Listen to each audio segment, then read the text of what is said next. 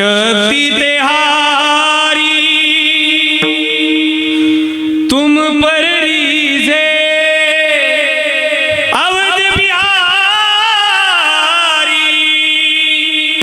राम भक्त मोहे शरण मिलीजे थोड़ा जाड़ बेस राम भक्त मोहे शरण मिलीजे कर दुखों से पार पवन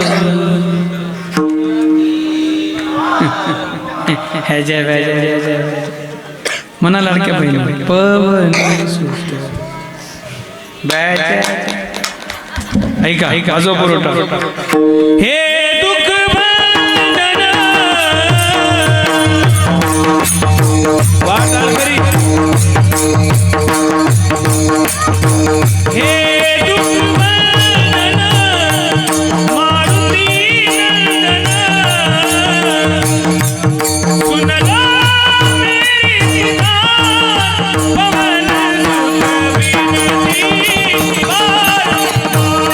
पवन सुत विनती हे दुःख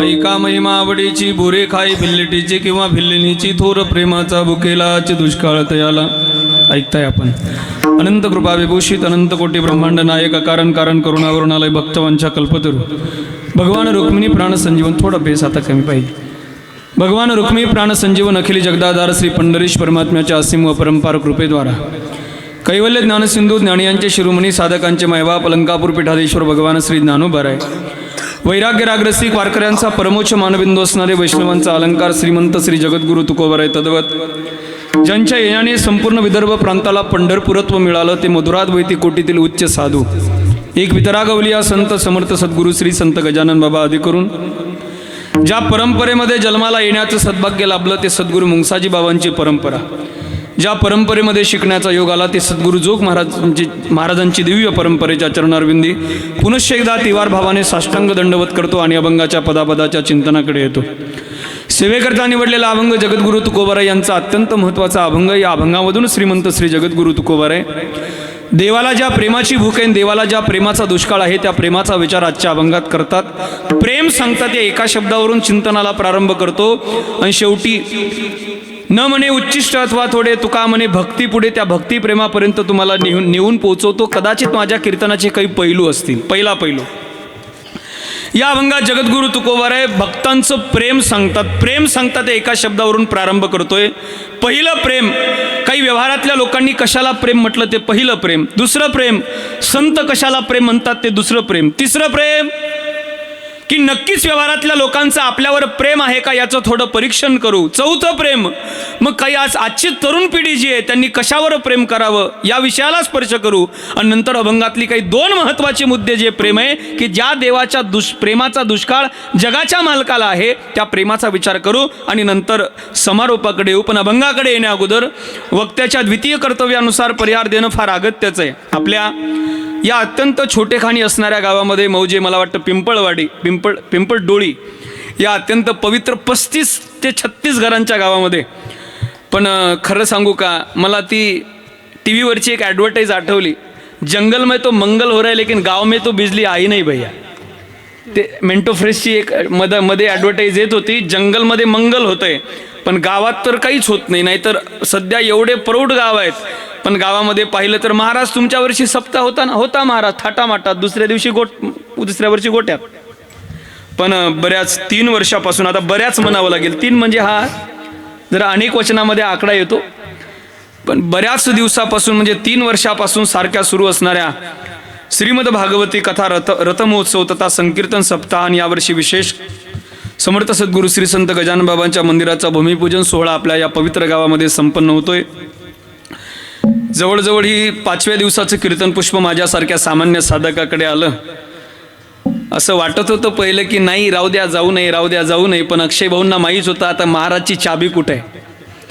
मग ती चाबी त्यांनी जरा वेगळ्या अंगाने लावली आणि मी माझ्या धावधा प्रवास ज्यांच्यामुळे रोखला, अक्षय भाऊंना ज्यांच्यामुळे सहज येण्याचं घडलं, ते आदरणीय आमचे मोठे बंधू जे आपल्या गावामध्ये स्वतः वर्तमान ग्रामसेवा म्हणून पाहतात, ते ग्रामसेवक आदरणीय आमचे नारायणरावजी घुगे साहेब यांनी फार आग्रह केला की महाराज फार सुंदर गाव आहे, अगदी परमार्थाची चौकटी बसलेलं गाव आहे, भगवंतावर प्रेम करणारं गाव आहे, तुम्ही एकदा एक तरी तारीख त्यांना द्या.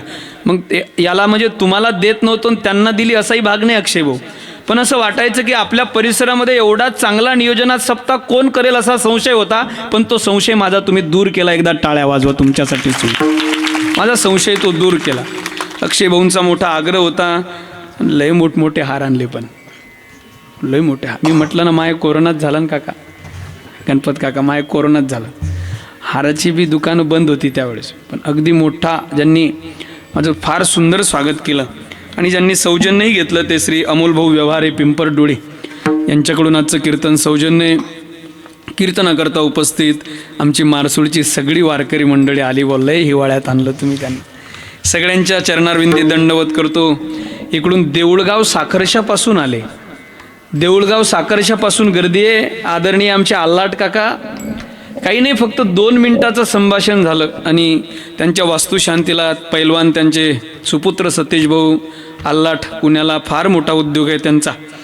पण ते काका एवढ्या थंडीच्या दिवसात सुद्धा आमच्या त्या मावशीला घेऊन फटफटीवर आले की आपल्या महाराजचं कीर्तन आहे.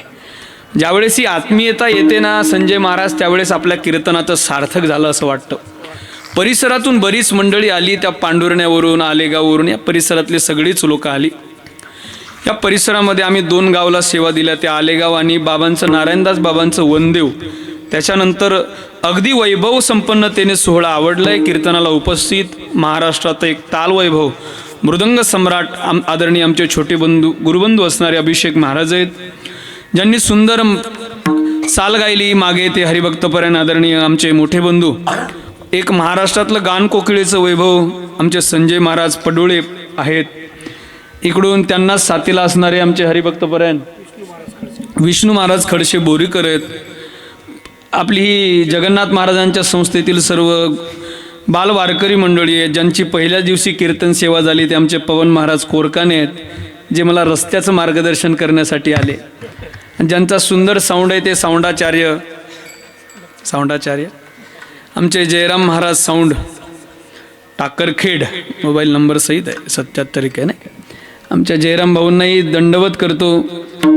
त्यांचा मंडपही, त्यांचा मंडप ज्यांचा दादांचा आहे ते आमचा, हे ॲडव्हर्टाईज करून घ्या ना, व्हिडिओ सुरू आहे ना.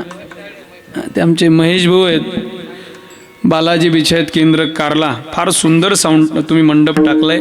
मला वास्तुशांती करायची आहे 7 महिन्यांनी, हां म्हणजे माझा कॉलही तुम्हाला येईल. फार सुंदर मंडप टाकलाय तुम्ही. जास्त वेळ दौडत नाही. तुम्ही म्हणाल महाराज आमचंही नाव घेत नाही का? तुमचंही घेतो. तुम्ही कीर्तनाला आलेले देव तुमच्या चरणावर दंडवत करतो.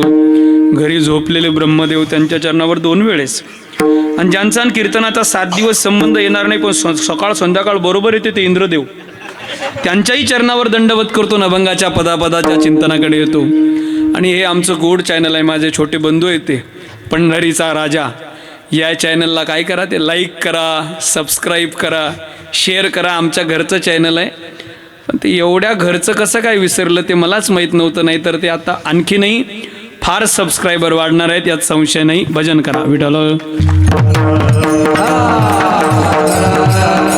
वेळ कमी आहे. ऐका महिमा आवडी मुलीची बोरे खाई बिल्लिटीची किंवा बिल्लिनीची थोर प्रेमाचा भुकेलाची दुष्काळ तयाला सेवेकरता निवडलेला अभंग जगद्गुरु तुकोबराय यांचा अत्यंत महत्त्वाचा अभंग. या अभंगामधून श्रीमंत श्री जगद्गुरु तुकोबराय देवाला ज्या प्रेमाची भूक आहे, देवाला ज्या प्रेमाचा दुष्काळ आहे, त्या प्रेमाचा विचार या अभंगात करतात. प्रेम सांगतात या एका शब्दावरून चिंतनाला प्रारंभ करतो, कारण सध्या जगाला प्रेम सांगण्याची नितांत गरज आहे. कोणतंही क्षेत्र घ्या, शैक्षणिक असेल, सामाजिक असेल, राजकारणाचं असेल तर असेलच. आणि अलीकडच्या काळामध्ये थोडं पारमार्थिक लोकांची माफी मागून सांगतो की अलीकडच्या काळामध्ये पारमार्थिक क्षेत्रातल्या लोकांनाही प्रेम सांगावं लागतं. हे फार मोठं कुतूहल आहे. प्रत्येक क्षेत्रामध्ये सध्या प्रेम सांगण्याची नितांत गरज आहे. कोणत्याही काळात जा, सगळ्या सोयऱ्यामध्ये जा, संबंधामध्ये जा, भावकीमध्ये जा, इतिहासामध्ये जा, प्रत्येकाला प्रेम सांगण्याची गरज आहे. आणि जगाच्या पाठीवर बरोबर 100% अस्तित्वाने पूर्णपणे प्रेम जर कोण सांगतात तर ते महाराष्ट्रीयन संत सांगतात. प्रेम. माझी भाषा कळते का तुम्हाला? मी काय बोलतोय कळते का? तुम्ही बोलत कोण नाही म्हणजे मी काय बोलतोय कळते का? आता मी पक्का अक्षय भाऊ, मी पक्का पातूर तालुक्यातलाच आहे. म्हणजे तुम्ही जरा पश्चिमेकडे, मी जरा पूर्वेकडे. ते आम्ही पक्के पातूर तालुक्यातलेच आहे. पण ते काय झालं, ते आळंदीला 10-12 वर्ष राहिलो, त्याच्यामुळे मला तुला ही भाषा आली. नाही तर आमचं आळंदीला जायच्या आधी असंच होतं, मले तुले काव्य लेखा, काव्य संत्या काव्या, म्हणजे हे असंच होतं. तुम्हाला माझी भाषा कळते का? ते तसंच होतं. ते विनाकारण आता ते आळंदीला 12 वर्ष राहिलो आम्ही, त्याच्यामुळे ती मला तुला भाषा येते. मी नेहमी सांगतो ना, गावातलं साधं पोरगं जर पुण्यात 2 महिने कंपनीत कामाला गेलं, 2 महिन्यात भाषा बदलत नाही. पण ते 2 महिन्यानंतर जर गावाकडे आलं तर ते आपल्यासारखं मले तुले म्हणत नाही. ते गावाकडे आल्यानंतर त्याला वाटलं पाहिजे की मी पुण्यावरून आलो, म्हणून ते गावाकडे आल्यानंतर मले तुले म्हणत नाही. ते म्हणतं मल्ला तुल्ला. मग ते गावातले पोरं म्हणतात आता कामातून गेला. तसंच होते, कारण ते विनाकारण शुद्ध बोलायचं फॅड आपल्याकडे नाही. आपल्याकडे म्हणजे मले तुले काव्य काव्य घेण्याले काय काव्य, आज अशी भाषा आहे आपली. म्हणजे मी आपल्या भाषेला गावंडळ म्हणत नाही. एक फार मोठ्या व्यक्तीचं वाक्य आहे, जगातली कुठलीही भाषा गावंडळ नसते, ती त्या प्रांताची मातृभाषा असते. आणि आपल्या प्रांताची मातृभाषा हीच आहे. आपल्या पुरुष वर्गाकडे थोडं शुद्ध बोलायचं फॅड कमी आहे दादा, आपल्या पुरुष वर्गाकडे. तरी काही म्हणतात की माय कशी काय मंदिराला हप्ता देऊ एक लाडक्या बहिणीचा. काही दिला, पण ज्यांनी दिला त्यांच्यासाठी एकदा टाळा वाजवा. हां, काही लाडक्या बहिणींनी मंदिरासाठी आपले 2-2, 3-3 हप्ते दिले नाही का? 3-3 त्याचेच भांडणं चालू आहेत. 2-2 काऊन नाही आले? डिसेंबर नोव्हेंबर. असू द्या, आपल्या पुरुष वर्गाकडे थोडं शुद्ध बोलायचं फॅट कमी आहे. जुन्या म्हाताऱ्या स्त्रिया आपली भाषा सहज बोलायची. थोडं माझं मामकुड ते वाशिमच्या पुढे काही जुने शब्द होते आपल्याकडे. हिंग म्हणजे हां, काही शब्द संपवले आपण. या शुद्धच्या भानगडीत आपण सगळंच संपवलं. आपण सगळंच संपवलं. त्या जुन्या म्हाताऱ्या स्त्री आपली भाषा सहज बोलायच्या. संजय भाऊ, तुमच्याकडे ते शब्द आहे लक्ष्मी आल्या. काय गोड शब्द होता, लक्ष्मी आल्या. त्या मालेगावच्या पलीकडे गेले रिसोर्टकडे की लक्ष्मी आला. काय जुने शब्द होते. आताच्या पूर्वी काय बोलतो तो, शुद्ध बोलायला जाते. म्हणजे 12वीचे पेपर 3 वेळेस देते. नाही समजत, मी घरी जाऊन येऊ. 12वीचे पेपर 3 वेळेस देते, पण लग्न होऊन सासरला तीच आली की काय ती बोलते हो, मला आणा फार कामे आहेत. मले म्हणून आयुष्य गेलं हिचं बाबाच्या घरी. मला आणा फार कामे आहेत. म्हणे काय कामे आहेत तुला? म्हणे मला आणा. शुद्ध बोलाय जाते, पितळ उघडं पडते. पितळ कसं उघडं पडते? म्हणे मला आणा फार कामे आहेत. म्हणे काय कामे आहेत तुला? म्हणे मला आणा सकाळी ना. पितळ कसं उघडं पडते? म्हणे मला आणा सकाळी ना 9 वाजता उठून शेतामध्ये जायचं आहे आणि 11 वाजता वावरातून घरी यायचं आहे. मग तुला जर वावरातूनच घरी यायचं होतं तर शेतात जायचं कुठं ना का केला? हे विनाकारण शुद्ध बोलायचं फॅट बिटाला.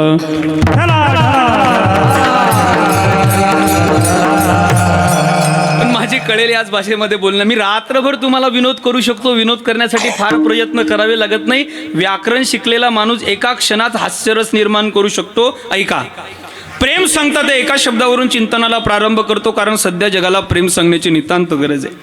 माफी मागून बोलतो. शिकलेल्या लोकांवर माझा थोडासा आरोप आहे. शिकलेल्या लोकांनी काही वर्तमान काळामध्ये काही शिकलेल्या लोकांनी केलेल्या प्रेमाच्या व्याख्यात त्या फार बिभत्स येतो. ऐका, तुम्ही जर एखाद्या तरुण मुलीचे आई वडील असाल तर माझे शब्द जरा काढूनच करू नये का. तुम्ही आम्ही प्रेम कशाला म्हणतो आणि संत कशाला प्रेम म्हणतात? ऐका, फार महत्त्वाचा विषय. तुम्ही आम्ही प्रेम कशाला, माझ्या वयाला हा विषय शोभत नाही मला माहिती आहे, पण तुम्ही माझे बांधव या नात्याने सांगितलं पाहिजे. तुम्ही आम्ही प्रेम कशाला म्हणतो?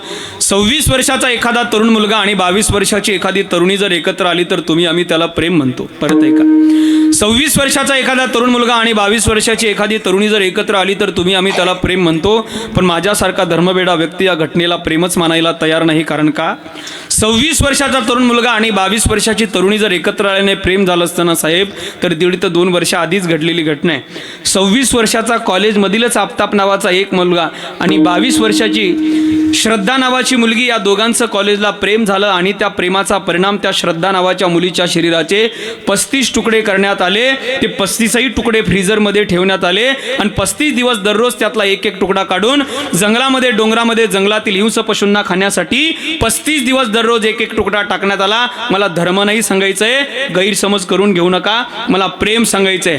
35ही तुकडे 35 दिवस दररोज एक एक तुकडा काढून जंगलामध्ये डोंगरामध्ये जंगलातील हिंस पशूंना खाण्यासाठी टाकण्यात आला. म्हणून आजही मला प्रश्न पडतो, प्रेम जर शरीराचे 35 तुकडे करत असेल आणि तरी सुद्धा झोपलेला समाज या घटनेला प्रेम म्हणत असेल, तर नक्कीच शिकलेल्या लोकांना प्रेमाच्या व्याख्या कळाल्या नाहीत.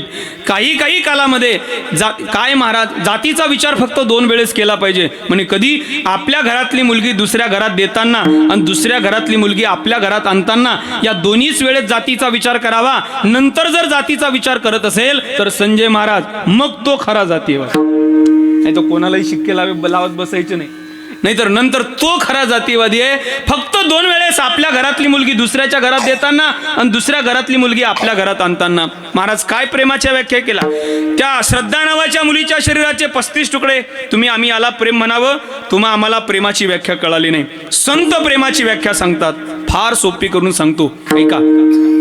नामदेवराय देवाच्या महाद्वारामध्ये पंढरपूरला उभे आहेत. माझी भाषा कळते ना तुम्हाला? नामदेवराय महाद्वारामध्ये पंढरपूरला उभे आहेत. नामदेवराय देवाला म्हणतात की देवा ते प्रेम श्री हरी मज द्यावे, विष्णुदास नामा विनवी परोपरी ते प्रेम श्री हरी मज द्यावे. देव म्हटले नामदेवराय कोणतं प्रेम पाहिजे. त्यावेळेस नामदेवरायांनी प्रेमाचं उदाहरण दिलं. धेनूच रे वनी वत्स असे घरी, चित्त वत्सावरी घेऊन फिरे. गाई वासराचं जे प्रेम आहे ना देवा मला ते प्रेम दे. संत प्रेम मागत असताना अलौकिक प्रेम मागतात हो. तुकोबाऱ्यांचं असंच एक प्रमाण आहे. तुका म्हणे वत्स धेनू वेचे चित्ती तैसे मज येती सांभाळीत. तुकोबाराय म्हणतात गाई आणि वासराचं प्रेम आहे तसंच सांभाळ आमचा संत करतात. कोणत्याही प्रेमाचं उदाहरण सांगायचं असलं ना पिंपळडोळीकर, तर संतांनी गाय वासराचं उदाहरण सांगितलं. गाय वासराचं नाही कळलं आपल्याला, नाही कळालं मला माहिती आहे. अगदी सोपं करून सांगतो, अगदी सोपं, फार जास्त गहना टाकणार नाही, अगदी सोपं समजून चला. संतांनी गाय वासराचं प्रेम सांगितलं, पण नेमकं कसं प्रेम समजून चला. शेतकऱ्याच्या शेतात नुकतीच व्यालेली गाय आहे. शेतकऱ्याच्या शेतात नुकतीच व्यालेली गाय आहे. त्या गायीचं वासरू मातीत पडलेलं आहे. त्या वासराच्या सर्वांगाला मासाचे लगदे लागलेले आहेत, रक्त लागलेलं आहे, माती लागलेली आहे. खरं सांगा पिंपळडोळीकर, जन्माला आल्या आल्या वासराचा पहिला प्रयत्न काय? जरा बोला ना. ते लांडे महाराज येऊन गेले तरी तुम्ही बोलत कोण नाही. हा वर्ग हुशार आहे. पाय भाऊ याला उभं कर, उभं राहा एकदा, उभं राहा, उभं राहा, उभं राहा, उभं राहा, उभं राहा एकदा, नाही उभं राहा ना एकदा. असं काय करत नाही, उभं राहा ना. माय रस प्यायला आहे म्हणलं माय. हे असं उभं नाही राहिलं की मग मला वाटतं किरीश का गाना सुनेगा क्या. हाँ किरीश का गाना सुनेगा क्या, आणि किरीश का गाना भी नाही सुनेगा तर मग रस प्यायला ये म्हणलं माय. हेही ज्याला समजलं नाही मग समजतं का काय? समजलं का तुले? कीर्तनकार म्हणतात मला. असं मग ट्रेंडिंगला यावं लागतं थोडं. काय नाव आहे तुझं? या पोरानं गोड उत्तर दिलं, टाळ्या वाजवा जरा. ही लहान लहान लेकरं कीर्तनात आली पाहिजे. बस बाळा. आर्यन, आर्यन. हां, जन्माला आल्या आल्या वासराचा पहिला प्रयत्न काय? आपल्या पायावर उभं राहण्याचा. आता हे बोलणार नाहीत मला माहिती आहे, तू बोलत चाल. जन्माला आल्या आल्या वासराचा पहिला प्रयत्न आहे आपल्या पायावर उभं राहण्याचं. पण त्या वासराला उभं राहता येतं का? नाही उभं राहता येत. ते खाली पडतं, परत उभं राहतं, परत खाली पडतं, परत उभं राहतं, परत खाली पडतं. थोड्या वेळाने त्या वासराचे पाय मातीशी जमिनीशी स्थिर होतात आणि एकदा का वासराचे पाय जमिनीवर स्थिर झाले की पिंपळडोळीकर त्या वासराचा पहिला प्रयत्न सफल होतो. आणि वासराचा पहिला प्रयत्न सफल झाला की मग वासरू दुसऱ्या प्रयत्नाला लागतं. वासराचा दुसरा प्रयत्न काय? आपल्या आईच्या स्तनातलं दूध पिण्याचा वासराचा दुसरा प्रयत्न आहे. वासराला दूध पिण्यासाठी, ऐका ना, काही विज्ञानवादी लोकांचं मत आहे, आपल्याला कळत असेल म्हणून एक वाक्य पुढचं जरा धाडसाने बोलतो. काही विज्ञानवादी लोकांचं मत आहे की कुठलीही क्रिया घडायची असेल तर आधी त्याचं प्रशिक्षण घ्यावं लागतं. म्हणजेच मृदंग नावाचं वाद्य वाजवायचं आहे तर आधी ते शिकावं लागतं. गायन नावाची कला आत्मसात करायची आहे तर गुरुजींकडे त्याचा रियाज करावा लागतो. मला सांगा ना, आपल्या आईच्या स्तनातलं दूध कसं प्यावं याचे क्लासेस त्या वासराला कुठंतरी लावावे लागतात का? नाही. ही अध्यात्माची वात्सल्य आणि प्रेमाची क्रिया आहे. म्हणून आमचे संत सांगून गेलेत, जिथं विज्ञान संपतं तिथं अध्यात्म, वात्सल्य आणि प्रेमाची सुरुवात आहे. विज्ञानाची समाप्ती जिथे आहे तिथं अध्यात्म आहे. विज्ञान जिथं संपतं तिथं डॉक्टर म्हणतो बस सगळी प्रयत्न केले आता शेवटी, म्हणजे तिथं अध्यात्माला सुरुवात आहे. विज्ञान जिथं संपतं तिथं प्रेमाला सुरुवात आहे. म्हणून तर वासराला गायीच्या स्तनातलं दूध पिण्यासाठी प्रशिक्षण घ्यावं लागत नाही. त्याची सहज क्रिया आहे. ते वासरू गायीच्या स्तनाकडे जातं आणि गायीच्या स्तनाकडे गेलं की गायीच्या स्तनाला मुख म्हणजे तोंड लावतं आणि वासराच्या मुखाचा स्पर्श त्या गायीच्या स्तनाला झाला पिंपळडोळीकर की त्या गायीच्या स्तनाला शेतकरी म्हणतात पान्ना फुटतो. हां, तुम्ही गैरसमज करून घेऊ नका, मी गावरान गायीविषयी बोलतो, जर्सी विषयी बारामतीच्या अजिबात नाही. म्हणजे हे तिकडून आला आपल्याकडे, अजिबात नाही. वासरू गायीच्या स्तनाला मुख लावतं, तोंड लागलं रे लागलं वासराचं की गायला पान्हा फुटतो आणि पाण्याच्या स्वरूपात गाय दूध सोडते आणि वासरू दूध पितं. पिता पिता काय होतं, गायीच्या स्तनातलं दूध कमी होतं. मी प्रेम सांगतोय, प्रेम तुम्हाला, मी जास्त वेळ नाही घेणार, प्रेम सांगतोय तुम्हाला. वासराच्या मुखाचा स्पर्श गायीला झाला आणि मग वासरू दूध प्यायला लागलं की नंतर शेवटी त्या गायीच्या स्तनातलं दूध कमी व्हायला लागतं का? गायीच्या स्तनातलं दूध कमी व्हायला लागलं की नंतर ते वासरू त्या गायीच्या स्तनाला बोला ना, मग बोला मग ते वासरू त्या गायीच्या स्तनाला हा आर्यन त्याला माहित नाही. ते गावरान गायच नाही ना शेतकऱ्याच्या कोट्यात. संकल्प केला आम्ही की निदान 500 गायी किंवा 1000 गायी तरी सांभाळाव्या असा संकल्प आहे साहेब. तो पूर्ण होईल कदाचित या 10-15 वर्षात. ते वासरू त्या गायीच्या स्तनाला हुंदके देतं, हुंदके देऊ पितं आणि वासराचा एवढा पिण्याविषयीचा अनन्य भाव त्या गायीने पाहिला ना पिंपळडोळीकर की नंतर तीच गाय ज्या वासराच्या सर्वांगाला मांसाची लगदे लागलेले आहेत, ज्या वासराच्या सर्वांगाला घाण लागलेली आहे, माती लागलेली आहे, रक्त लागलेलं आहे, नंतर तीच गाय त्या वासराला बोला ना मग जरा, ती गाय त्या वासराला आपल्या जिभेने चाटते आणि त्याच्या अंगावरची सर्व घाण साफ करते. एक थोडा सामाजिक भाव सांगतो, याला प्रेम म्हणा, पण एक सामाजिक भाव सांगतो. हे आपल्या वाकड्या तोंडाच्या सेल्फ्या काढणाऱ्या लोकांनो, हे आपल्या वाकड्या तोंडाच्या सेल्फ्या काढणाऱ्या लोकांनो, तुमचा मोबाईलचा उपयोग कुठे सांगू? फार महत्वाचं वाक्य आहे राजा पंढरीचं बरं का. हे आपल्या वाकड्या तोंडाच्या सेल्फ्या काढणाऱ्या लोकांना तुमच्या मोबाईलचा उपयोग कुठे सांगू? समजून चला. पांढरी शुभ्र गाय आहे, पांढरं शुभ्र वासरू आहे. वासरू गाईला दूध पिते आणि गाय वासराला चाटते. बघा, वासरू गाईला दूध पिते आणि गाय वासराला चाटते. हा प्रसंग पाहिला की मग खिशातला मोबाईल काढा, त्याचा कॅमेरा उघडा, त्या कॅमेऱ्यात तो फोटो कैद करा आणि त्याची मोठी प्रतिमा तयार करून आणून, मोठा फ्लॅक्स, मोठा फ्रेम तयार करून आणून, ज्या खोलीमध्ये, ज्या हॉलमध्ये, ज्या बैठकीमध्ये आपण नेहमी बसतो त्या खोलीच्या भिंतीवर घोड्यांची चित्र लावण्याऐवजी गाईला वासरू पितं आणि गाय वासराला चाटते दृश्य लावा. कारण संत म्हणतात व्यवहारात याच्या पलीकडे प्रेमाचं उदाहरण तुम्हाला शोधूनही सापडणार नाही. याला प्रेम म्हणतात. हे प्रेम आहे. विठ्ठल विठ्ठल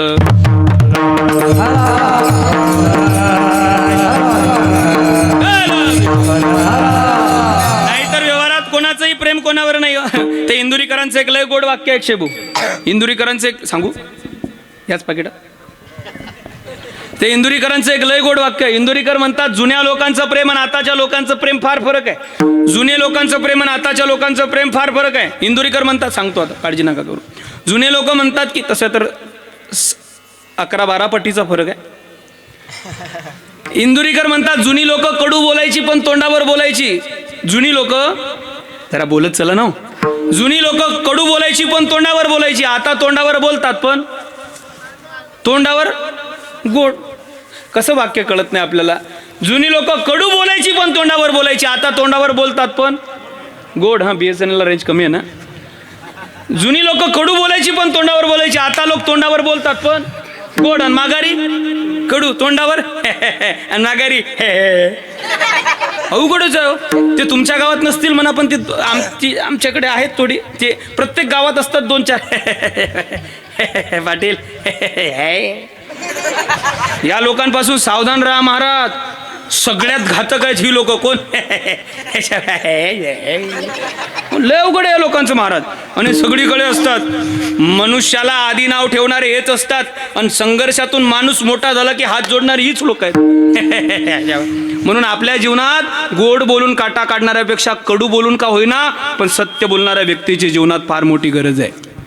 फार गरज आहे. विठ्ठल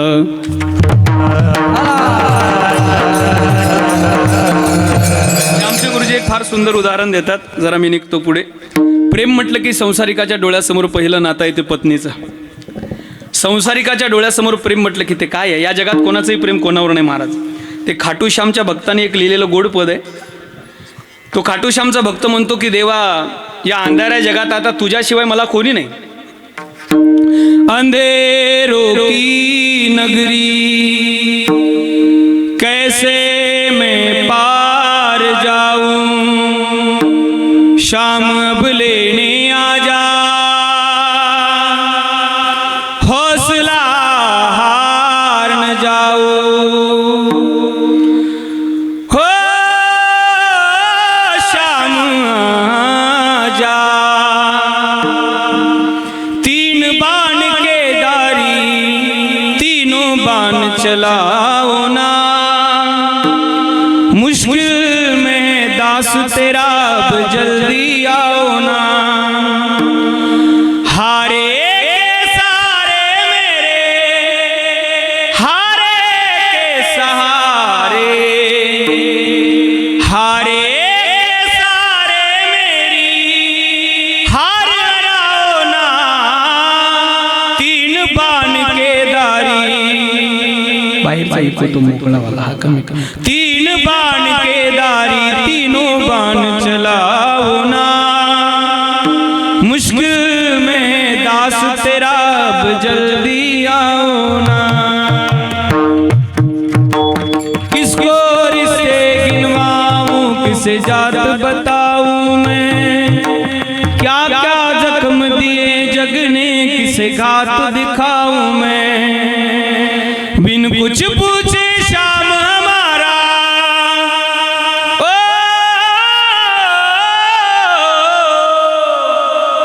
बिन कुछ पूछे शाम हमारा कष्ट मिटाओ ना, तीन बाण के दारी तीनों बाण चलाओ ना, मुश्किल में दास तेरा अब जल्दी आओ ना. या जगात कोणाचंही प्रेम कोणावर नाही महाराज. काय आहे ते गुरुवर्य महाराज एक फार सुंदर दृष्टांत सांगतात. सांगतो भजन करा. विठ्ठल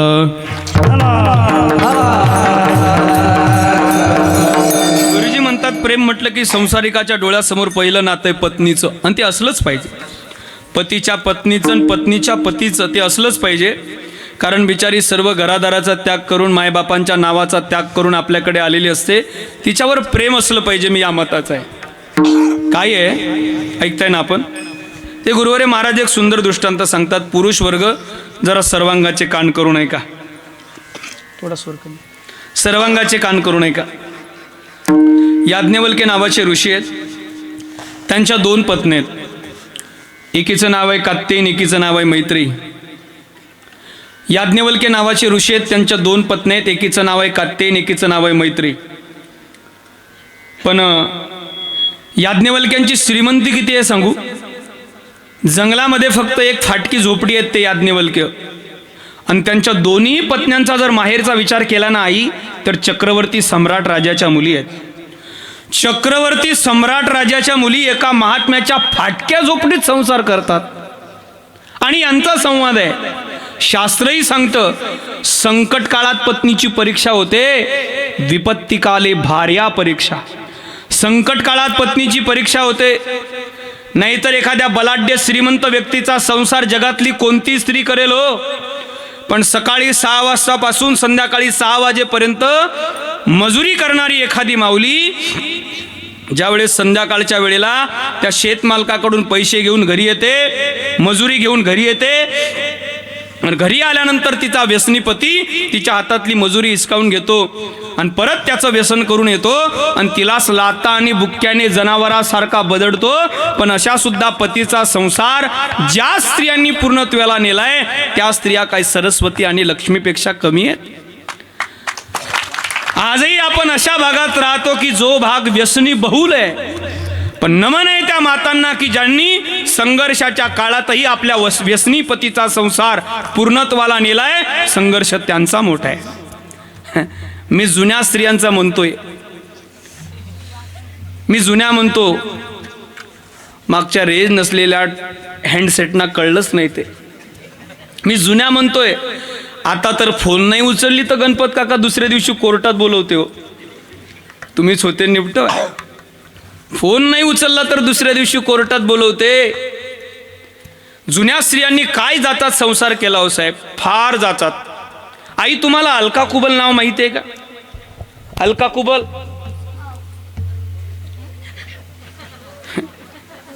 माय मावशी तोच सांगितलं, मी माय मायला विचारलं होतं. अलका कुबल माहिती आहे तुम्हाला? माहिती आहे. अलका कुबल फक्त एंटिनावाल्या टीव्हीवाल्यालाच माहिती आहे. ज्यानं तो एंटिना पाहिला काका, तो कोणता, एक भाऊ वर आणि एक भाऊ खाली. वर म्हणे सध्या फिरव फिरव तिकडे, माहिती आहे का तुम्हाला? तो एंटिना दादा फिरव, त्या बाजूला फिरव, हा तिकडे तिकडे तिकडे सदाशिवच्या घराकडे फिरव. अरे मुंग्याच आहेत, मुंग्याच आहेत. पट्टी आली आली पट्टी आली, बस बस थांब चित्र. त्या काळातल्या लोकांनी काय पाहिलं? जे शनिवारी 4ला सिनेमा लागायचा आणि 4:30ला सिनेमा, लोक तक धरून बसायचे. आई अलका कुबल माहिती आहे? तिचा प्रत्येक सिनेमा हा हसायचा. बरोबर आहे. काय काय म्हणतात पिटोरी अमावस्येसारखं. कळालं? सुट्टी असते त्या दिवशी. अलका कुबलचा प्रत्येक सिनेमा आई कसा असायचा?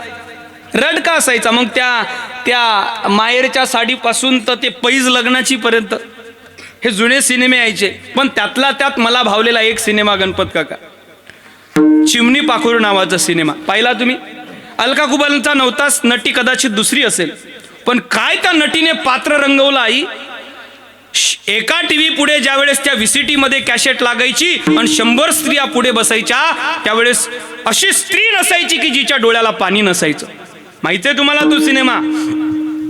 नुकतंच त्या नटीचं लग्न होतं, 2-3 चिलेपिले असतात, चांगला संसार सुरू असतो. आणि मग ते सुरेश वाडेकर गातात, कस घराच गोकुळ झालं, मन आनंदान नालं, जशी अमृताची धार, होताच माझा सोन्याचा एवढा संसार, राजा राणीचा दरबार. नाही का? मग त्या नटीचं ते थोडंच त्या काही गावातली बिभत्स लोक त्याला व्यसनावर लावतात आणि त्या व्यसनामध्ये जाऊन त्याचा प्राण निघून जातो, ऍक्सिडेंट होतो. मग ते 2-3 चिलेपिलांची जबाबदारी तिच्यावर येते. लक्ष द्या, 2-3 चिलापिलांची जबाबदारी तिच्यावर येते आणि तिचा संसार सुरू होतो. तेवढ्यात डॉक्टर सांगतात तुला ब्लड कॅन्सर आहे. कॅन्सरच त्या पिक्चर पासून कळायला लागला या लोकांना. ब्लड कॅन्सर आहे. आणि मग ती 2 महिने फक्त तुमचं आयुष्य आहे. आणि ती 2-3 मुलं, ती 2-3 चिले पिलं, ती आई दत्तक देते. आणि दत्तक दिल्यानंतर शेवटची ती अवस्था होते. तिला माहित आहे या 4-5 दिवसात आपण मरणार आहे. मग ती आई आपल्या एका मुलाला भेटायला जाते. त्यावेळेसही वाडेकर गातात, नाही? माया मंदिर हालले, लागे कळस फुटाया, आज घायाळ पक्षिनी जाई पिलाना भेटाया. 3 बांधल घरट, दिला 20वा निवारा. 3 बांधल घरट, दिला 20वा निवारा. घेऊन या पंखा खाली, भर पावी चारा घेऊनिया पंखा खाली भरविला मोती चारा धूर उडाली पाखर पांग आईचा पिटाया आज घायाळ पक्षिनी जाई पिलाना भेटाया आज घायाळ पक्षिनी जाई पिलाना भेटाया. मला माहित आहे किती दुःखाचा सिनेमा होता बरं. ती नटी सगळ्यांना रडवायची का नाही. सिनेमात दुःख होतं पण दादा तिला दुःख कुठपर्यंत जोपर्यंत त्या नटायचा चेक मिळत नाही तोपर्यंत. एकदा का तिला तिचा चेक हातात आला की तिचं नटाशी पात्र संपलं. फक्त नाटक करायची ती दुःखाचं. पण माफी मागून बोलतो आमचा पातूर तालुका आजही संजय महाराज त्या नटीला फक्त नाटकात दुःख आहे पण समाजात अशा काही स्त्री आहेत की ज्यांच्या खऱ्या आयुष्यात आजही दुःख आहे. विपत्ती काले भार्या परीक्षा. संकट काळात पत्नीची परीक्षा होते. याज्ञवल्क्यांच्या दोन्ही पत्न्या चक्रवर्ती राजाच्या मुली आहेत पण फाटक्या झोपडीत संसार करतात. त्यांचा गोड संवाद आहे, जरा ऐका. असे हिवाळ्याचे दिवस होते.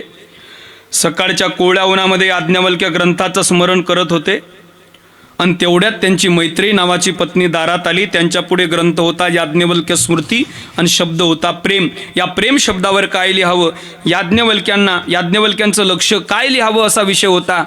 कोवळ्या उन्हात बसले होते. समोर ग्रंथ होता, लिखाण सुरू होतं.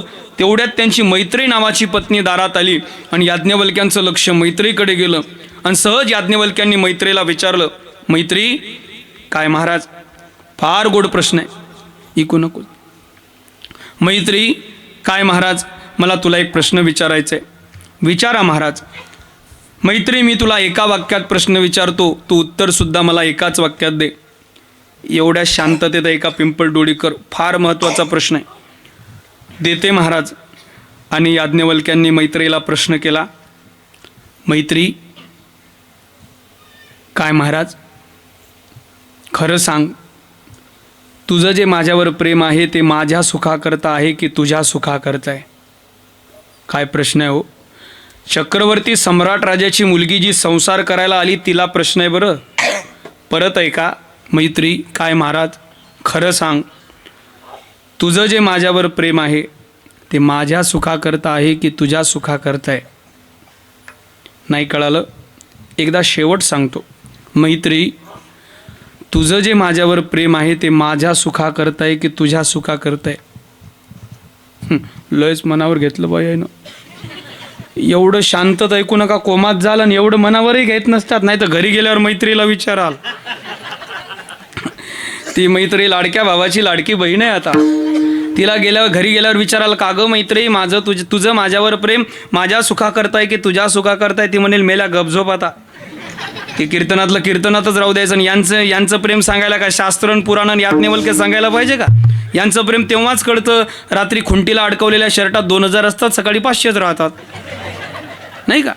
आणि यांचं प्रेम त्या कोरोनाच्या काळातच कळालं. कोरोनाच्या काळामध्ये पहिल्या लाटीत ड्युट्या बंद होत्या, दुसऱ्या लाटीमध्ये हा ड्युटी करून घरी आला की घरातूनच म्हणायची, कोण ही 12वी 3 वेळेस असू द्या, नाही थोडी रेंज कमीच आहे, ही घरातूनच म्हणायची. त्या थोड्या दुसऱ्या लाटीमध्ये ड्युट्या कमी थोड्या काही तासाच्या सुरू झाल्या, ड्युटी करून घरी आला की घरातूनच म्हणायची, अहो तसे घरामध्ये येऊ नका. 12वी 3 वेळेस अहो तसे घरामध्ये येऊ नका, बाहेरच पाण्याची बाद आली. बाहेरच पाण्याची बादली ठेवलेली आहे ती तुमच्या मड्यावर. अरे गेला एक शब्द निघून. बाहेरच पाण्याची बादली ठेवलेली आहे ती तुमच्या अंगावर घ्या आणि नंतरच घरात या. तो म्हणायचा, का गं माझे शूज कुठे काढू. यांचं प्रेम सांगतो. तो म्हणायचा, का गं माझे शूज कुठे काढू. म्हणे ते त्या कोपऱ्यात. का गं माझे सॉक्स. म्हणे ते त्या कोपऱ्यात. का गं माझे घड्याळ. म्हणे भिंतीवर. का गं माझा शर्ट. म्हणे दोरीवर. यांचं प्रेम. का गं माझं पॉकेट. ते इकडे द्या. मोठं अवघड आहे मारा. तेरी बी चूप आणि मेरी बी चूप. आता काय सांगता. जवळ चाले मोठा धंदा. तो बहीण म्हणे, दादा कोरोनाच्या काळात आमची कीर्तनं बंद होती, भजन बंद, कीर्तन बंद, मंदिरं बंद.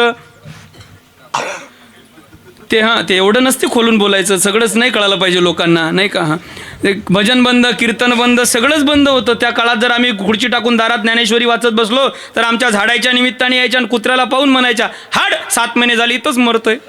संजय बुवा आहे का नाही खरं? आता संजय बुवांनी सांगितलेला किस्सा आहे आम्हाला. काय झालं ते संजय महाराजला बोललो तुम्ही हा किस्सा, ते आता तुम्ही आपलेच आहे म्हणून सांगतो, नाही ते एवढं मोकळं नाही बोलत मी कधी. काय झालं अभिषेक बुवा, तुमचा अनुभव थोडा कमी आहे. कोरोनाच्या काळात एक दिवस रात्रीचे 2 वाजले. काका मला झोपच येत नव्हती, कारण कोरोनाच्या आधी सवय पडली होती वेगळ्या रंगाचा कागद हाताला लागल्याशिवाय झोपच येत नव्हती. कोरोनाच्या काळात घराच्या बाहेर आलो, खोटं बोलायचं नाही, हां, कॉपी करायची नाही, हां. मग कोरोनाच्या काळात रात्रीचे 2 वाजले, भजन बंद, कीर्तन बंद. हां, त्या 2.5 वर्षात सरकारमान्य सुरू होते, मंदिरं बंद होते. असू द्या, येतो घरी जाऊन एकदा. हां, रात्रीच्या 2 वाजता घराच्या बाहेर आलो, मला झोपच येत नव्हती आणि खोटं बोलत नाही. पिंपळ डोळीकर, माफी मागून बोलतो, मी रात्रीच्या 2 वाजता गळ्यातली माळ काढली कोरोनाच्या काळात. काका माफी मागून बोलतो, कोरोनाच्या काळात मी रात्रीच्या 2 वाजता गळ्यातली माळ काढली. अक्षय भाऊ, फार मोठे डोळे करून बघू नका, जप करण्यासाठी काढली. मला माहीत आहे चांगला विचार कधी केलाच नाही आपण. आपला विचार म्हणजे खुटीला माळा अटकवणारेच वाटतं त्यांना दुसरे, आणि तो जरा जास्त इकडे प्रकार. मला माहीत आहे खुटीला अडकवणारे एक दिवस देव चांगलाच खुटीला अडकवेल, खुटीच म्हणजे खुटीला अडकवेल असं मला म्हणायचं आहे. आता फक्त हात माझा इंदुरीकरांसारखा झाला, बाकी काही नाही. विठाला विठाला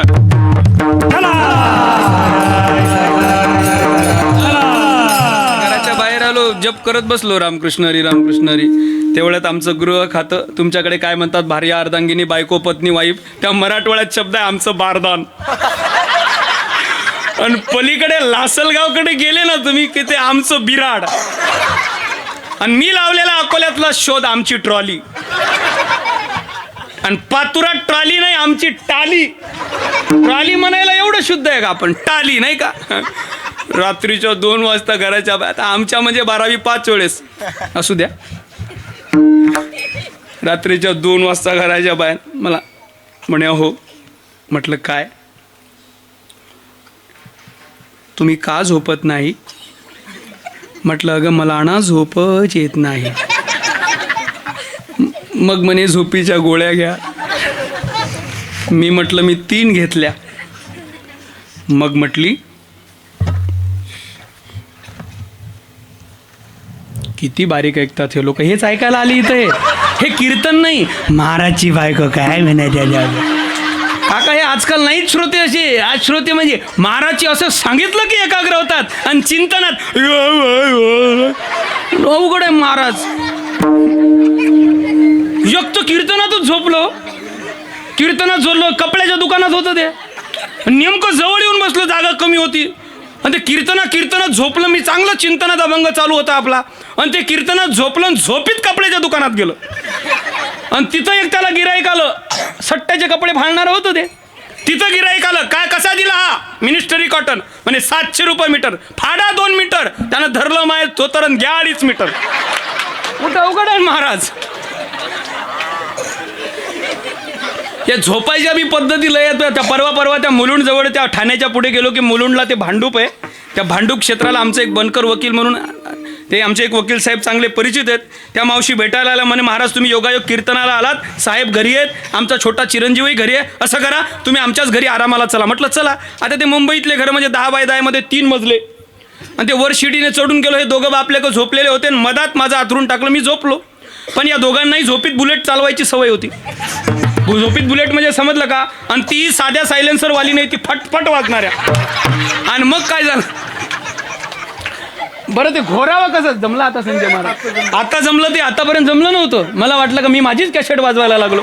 आणि काय झालं, झोपलो मधात, आणि बाप घोरायचा. बरं तो घोरायचा पण असं नाही, तो घोरायचा खायो खा. बरं तो रिदम होता या घोरण्याचा. उजव्या बाजूने बाप घोरायचा खाऊ खा आणि डाव्या बाजूने पोरग घोरायचं खा. म्हटलं आता बाप म्हणते खाऊ का आणि पोरग म्हणते खा.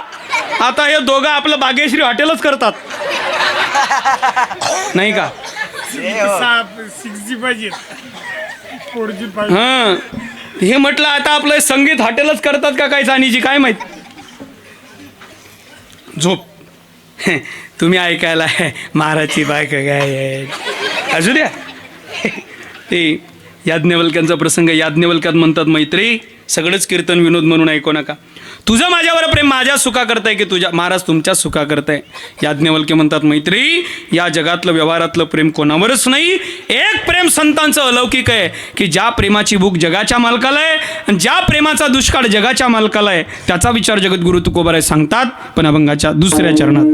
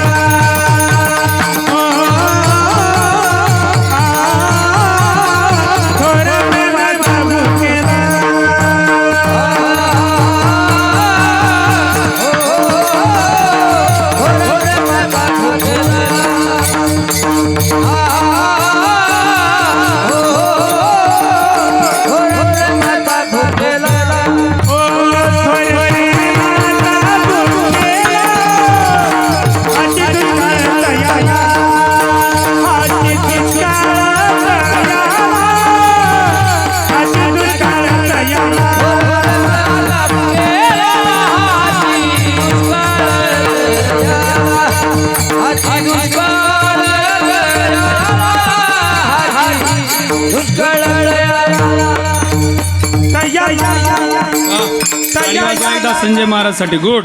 थोर प्रेमाचा भुकेलाच दुष्काळ तयाला. जगाच्या मालकाला ज्या प्रेमाची भूक आहे ज्या प्रेमाचा दुष्काळ आहे ते प्रेम वेगळं आहे. तुम्ही म्हणाल महाराज आम्ही त्या देवावर प्रेम करतो म्हणून तर म्हणपात आहे. तुमचं आमचं प्रेम काय ते प्रेम उतू गेलं आता 2 महिन्यात या 2 वर्षात ते महादेवाच्या भक्तांचं. अलीकडे काय झोपले होते का काय माहीत नाही. महाराज हे वातावरणाने तयार होणारे भक्त खरे नसतात. जे नैष्टिक भक्त असतात जुने जे भोलेनाथांची भक्ती करतात तेच भक्त आहे. हे अलीकडे 1 लोटा जल काय देवावरचं प्रेम सोपं झालं. 1 लोटा जल सारी समस्या का हल. तुम्ही म्हणाल महाराज आमचंही देवावर प्रेम आहे. तुमचं आमचं प्रेम स्वार्थापोटी आहे. काहीतरी मिळतं म्हणून आपली जत्रा तिकडे जास्त आहे. ते तुमचं आमचं प्रेम देवावर कसं आहे सांगू. तसं तर खरं प्रेमच नाही आपल्याकडे मन आहे. आपलं प्रेम देवावर कसं आहे. अंगाला आला ताप म्हणा मग म्हणा. अंगाला आला ताप देव मा बाप आणि अंगाचा गेला ताप मी देवाच्या बापाच्या बापाच्या बापाचा बाप. म्हणजे जोपर्यंत आपल्याला देवाकडून काहीतरी करून घ्यायचं तोपर्यंतच आपलं देवावर प्रेम आहे. देवावर देवा करता प्रेम असलं पाहिजे. याच्यासाठी सुंदर उदाहरण आहे. नक्की ऐकताय तुम्ही फार गोड ऐकणारे आहेत म्हणून हा विषय सांगतो. या एका प्रश्नाचं उत्तर देतो आणि मी सविस्तर आणखीन 1-2 विषय मांडतो आणि मी जरा समारोपाकडे येतो. ऐका नक्कीच आई देवाला कोण्या प्रेमाची. स्त्रियांना मातांना तर ही सांगण्याची गरजच आहे. नक्की देवाला कोण्या प्रेम. ते महाराज ते नंदी दूध पीत होता तिकडेच जातात, ते नंदीलाच दूध पाजायला निघाले सगळे. म्हणजे आपलं काय आहे, सोमवार आला की पाटेची बेलासी लिंगा धावे. ज्ञानोबाराय म्हणतात सोमवार आला की हे शिवशंकर मेरे भोलेनाथ तीनो लोक में तू ही तू. आणि मंगळवार आला की गणपती बाप्पा. आणि बुधवार आला की एक गवा मी विठोबाचे नाम. गुरुवार आला की मातीचं केलं सोनं व मायशे गावी जाऊन पाय, नाही का. म्हणजे गुरुवार आला की नाही का. आणि ते शुक्रवार आला की परत अरे अरे विठोबा तुझ्यात माझं मन, घेतला मोबाईल लावते तुला फोन. मग तिकडे हो संतोषी माता. आणि शनिवार आला की हे दुःख भजन. आणि रविवार आला की मल्हारीची वारी. रविवार आला की परत तेच. सोमवार आला की परत तेच पाठीची. आपली दिवसागणित भक्ती बदलते. पण आमचा वारकरी संप्रदायामध्ये एकनिष्ठतेला प्राधान्य आहे.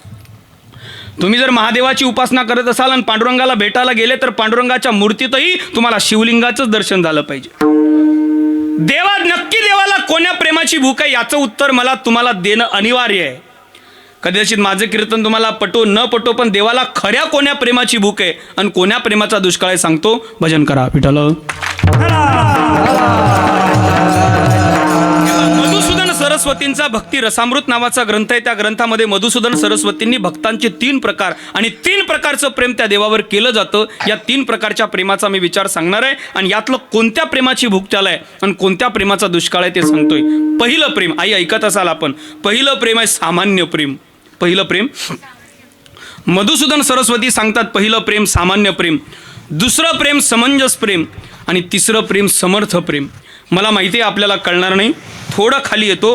कशाला म्हणावं सामान्य प्रेम, कशाला समंजस प्रेम आणि कशाला म्हणतात समर्थ प्रेम. ऐका, सामान्य प्रेमाची व्याख्या आहे मत सुख सुखित्वम. ज्या प्रेमामध्ये स्वतःच्या सुखाचा विचार केलेला आहे त्याला म्हणा सामान्य प्रेम. कशाला म्हणावं समंजस प्रेम, उभय सुख सुखित्वम. ज्या प्रेमामध्ये देवाच्या आणि आपल्या दोघाच्याही सुखाचा विचार आहे त्याला म्हणा समंजस प्रेम. आणि कशाला म्हणावं समर्थ प्रेम, तत् सुख सुखित्वम.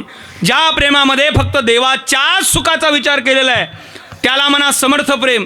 नाही कळालं, आणखी खाली येतो.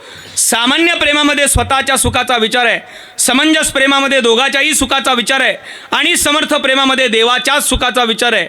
नाही कळालं, आणखी खाली येतो. भागवताच्या दशमस्कंदामध्ये या प्रेमाची 3 उदाहरणं आहेत. कुब्जेनी केलेलं प्रेम सामान्य आहे, भगवंताच्या 16,108 पत्न्यांनी केलेलं प्रेम समंजस आहे आणि त्या गोकुळातल्या गोपींनी केलेलं प्रेम समर्थ आहे. नाही कळालं, आणखी खाली येतो. पण आता याच्यापेक्षा खाली येता येत नाही, नाही तुम्ही गड्ड्यात पडत. सामान्य प्रेम कुब्जा करते, सगळ्यांना माहिती आहे. काय झालं, देव मथुरेला आले, त्या कंसाने अक्रूराला पाठवलं होतं. मथुरेत आले, मोठं राजधानीचं शहर, आणि गोपाळा समवेत देव निघाले. कुठं, शहर पाहायला.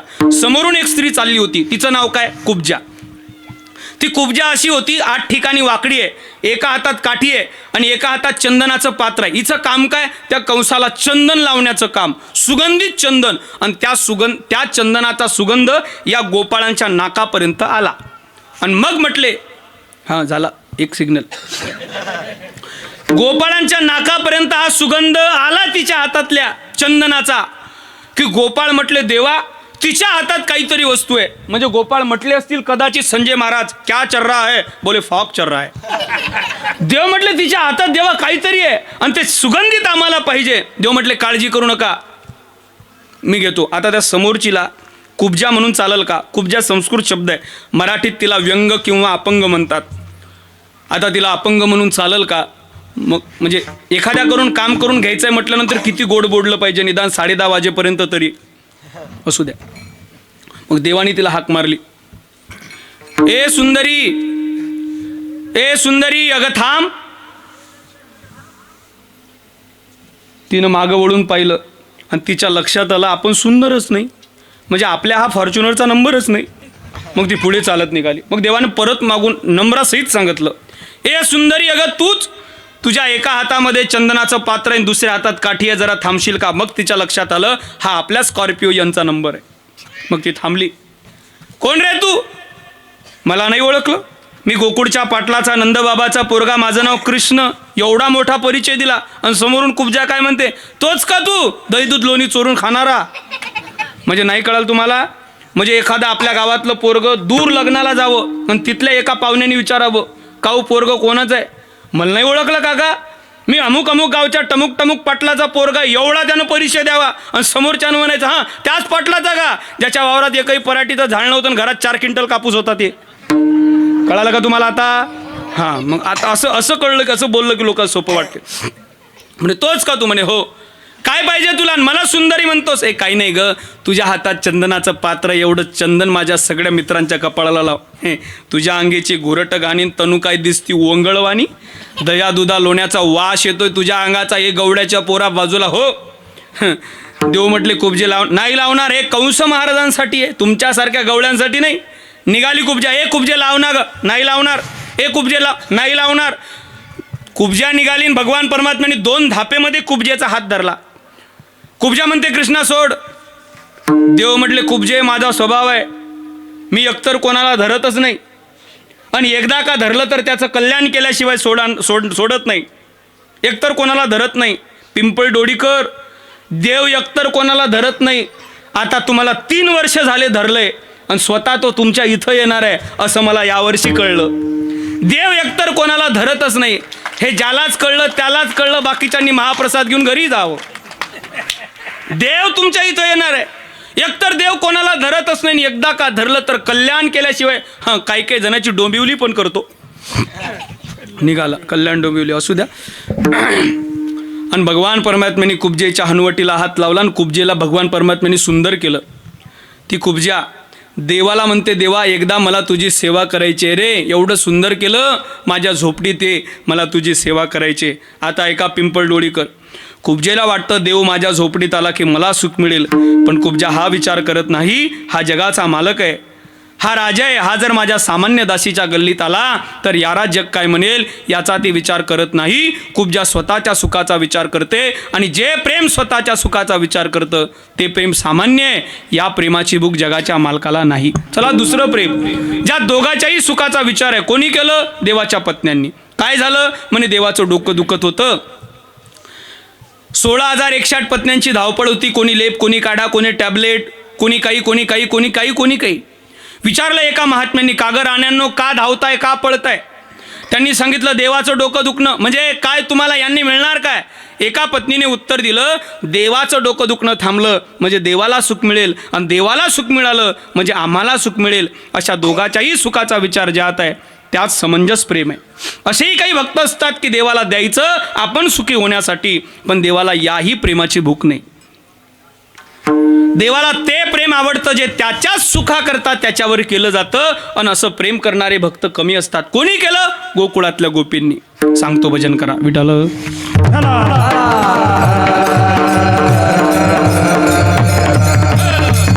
हे प्रेम कोणी केलं? ऐकण्यासारखं आहे. आई देवावर प्रेमच असं करायचं. म्हणजे कोणी केलं? गोकुळातल्या गोपींनी. नाही कळालं? सोपं सांगतो. नारद आले, देवा काय होतंय रे? नारदा डोकं दुखते, काही करू का उपाय? नाही देव नारदा, मी अकोल्याहून पण जाऊन आलो, केळकरकडून पण जमलंच नाही माझं. म्हणे हो. नाही जमलं? सगळे वैद्य आले. म्हणे हो. मग आता काही उपाय राहिला का देवा? म्हणे एकही उपाय नाही. नाही तुमच्या डोक्यात एखादा उपाय असेल ना? म्हणे एकच आहे. काय? माझ्या भक्ताच्या पायाची माती माझ्या डोक्याला औषध म्हणून लावायला आण नारदा, डोकं दुखणं थांबल. गेले नारद आणि परत आले. एवढ्या लवकर येत नाहीत पण कीर्तनात येतात. परत आले. नारद म्हटले देवा एकही भक्तांनी पायाची माती दिली नाही. देवाने कारण विचारलं.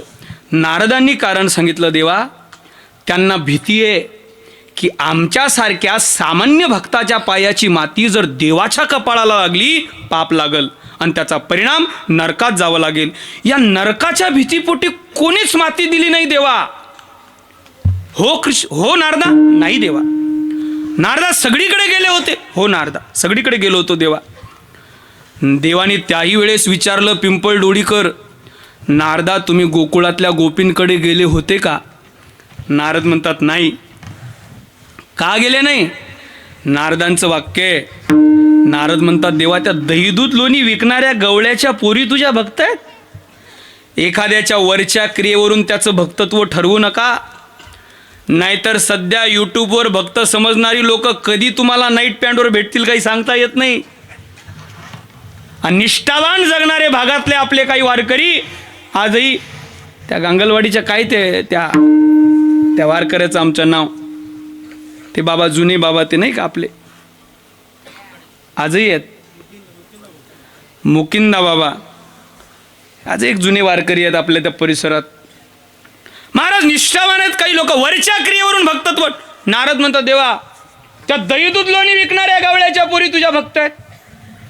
नारदा मी काय म्हणतो, आपलं काम आहे नारदांचा गर्व परिहार करवायचा होता देवाला. गेले नारद, नारदा एकदा जाऊन तर पहा. गेले नारद, त्या निधिवनात गवळणी रडत बसल्या होत्या. देवाच्या आलापात नारदांना येताना पाहिलं. ए सखे नारद आले ग. नारदांचं स्वागत केलं, बसायला उच्च आसन दिलं, स्वतः खाली बसल्या. मग नारदांना प्रश्न केला, काय नारदा येण्याचं कारण? नारद म्हटले पोरीनो. नारद गोपींना पोरी म्हणतात, पण त्यांचा अधिकार कळाल्यावर त्या गोपींवर स्वतंत्र ग्रंथ लिहितात. वाचा, नारद भक्तिसूत्र नावाचा ग्रंथ. नारद म्हणतात पोरीनो. काय नारदा? मी कृष्णाचा निरोप घेऊन आलो. आता ऐका, फार मजा आहे. मी कृष्णाचा निरोप घेऊन आलो असं म्हटलं, निरोप काय सांगितला नाही. निरोप घेऊन आलो म्हटलं की एक गवळण ताडकन खालून उठली. हिच्या खात्यावर 1,500 आलेच नव्हते. ताडकन उठली आणि ती म्हणायला लागली, नारदा त्या मेल्याचा, त्या किसण्याचा, त्या काळ्याचं नाव आमच्या पुढे. जगाच्या मालकाला मेल्यान किसण्यान काळ्या म्हणतेस तुझ्या जिबेला? तसं हाड नसतं जिबेला. नारदा का म्हणतेस ग असं? ओ तुम्हाला माहित नाही नारदा.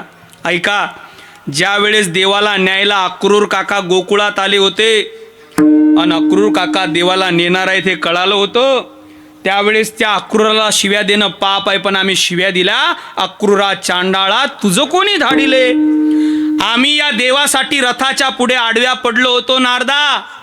भूमी पडल्या व्रजबाडी कोण त्या सांभाळी, नयनीच्या उदकाने संपूर्ण गोकुळ आमच्या नयनाश्रूंनी भिजलं होतं. पण त्याही वेळेस हा देव ज्याचा निरोप तुम्ही आणला तो रथात चढला आणि रथात चढल्यानंतर त्याने आम्हाला सांगितलं, गवळींनो रथाच्या बाजूला व्हा. आम्ही बाजूला झालो आणि जाता जाता तो आम्हाला एकच वाक्य बोलला, पोरीनो गोपींनो काळजी करू नका, मी तुम्हाला भेटायला येतो. नारदा मी तुम्हाला भेटायला येतो म्हणून निघून गेला, आजपर्यंत परत आला नाही. आम्ही त्याला काळ्या नाही म्हणू तर काय म्हणू, आम्ही त्याला मेल्या नाही म्हणू तर काय म्हणू, आम्ही त्याला किसण्या नाही म्हणू तर काय म्हणू. एक गवळण खाली बसली होती. ती गवळण म्हणे, सखे तुझं सगळं खरं आहे, पण जरा काय निरोप आहे तो ऐकू तर दे. सांगा नारदा निरोप. आणि त्यांची चर्चा चालू आहे महत्वाची. सांगा नारदा निरोप. मग नारदांनी निरोप सांगितला की म्हणे देवाचं डोकं दुखतंय, त्याने तुमच्या पायाची माती डोक्याला औषध म्हणून लावायला मागितली. पिंपळ डोळीकर औषध म्हणून डोक्याला लावायला पायाची माती सांगितली. जगातल्या कोण्याच भक्तांनी दिली नाही. जी गवळण काळ्या मेल्या किसण्या म्हणत होती, ती गवळण शेजारच्या गवळणीला म्हणते, चंद्रावळे मेले काय तोंड बघतेस, घेतो घट, जा यमुनेत आण पाणी भरून. एकीने पाणी भरून आणलं, हिच्या हाती दिलं, हिने मातीवर ओतलं, पायाने चिखल केला, चिखल नारदांच्या हातात दिला. नारदांना सांगितलं, ओ नारदा आता थांबू नका, त्याला दुःख सहन होत नाही, तो कोमल आहे, निघा पळा, जा नारदा आता थांबू नका. नारद म्हणतात, ही आताच मेल्या म्हणत होती, आताच काळ्या म्हणत होती, आताच किसण्या म्हणत होती, आणि आता म्हणते निघा पळा, चिंग चिंग चिंगाट. मी चिंग चिंगाट नाही म्हटलं, चिंग चिंग चिंगाट पळा म्हणते. आणि एक सांगू का पिंपळ डोळीकर, यालाच प्रेम म्हणतात. ज्याच्यावर खरं प्रेम आहे त्याच्यावरचं दुःख, त्याचं दुःख ऐकलं की एका क्षणात त्याच्याविषयीचा द्वेष निघून जातो, याला प्रेम म्हणतात. पण इतकं सीमित नाही गोपींचं प्रेम. पुढे सांगतो, नारद म्हणतात, जातो खरी का गवळणींनो. बस आवड साहेब, गेलं मुंबरा.